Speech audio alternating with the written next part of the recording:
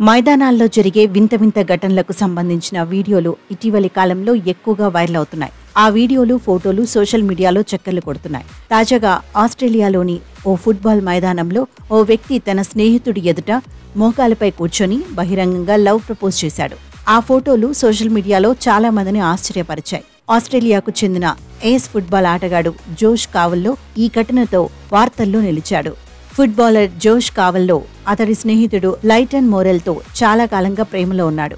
ఇద్దరూ సహజీవనం కూడా చేస్తున్నారు. జోష్ కావల్లో ఆడిలైడ్ యునైటెడ్ తరపున లీగ్ మ్యాచ్లో ఆడుతుంటాడు. అతడి స్నేహితుడు లైటన్ మోరెల్ వృత్తిరీత్యా ఎలక్ట్రీషియన్.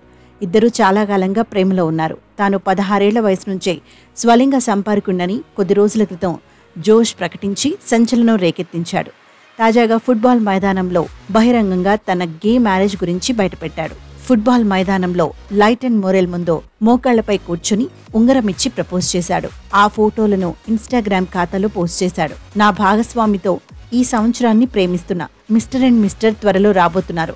నాకెంతో మద్దతుగా నిలిచిన ఆడిలైడ్ యునైటెడ్ క్లబ్కు ధన్యవాదాలు అంటూ జోష్ పేర్కొన్నాడు. ప్రస్తుతం ఈ వార్త సోషల్ మీడియాలో వైరల్గా మారింది.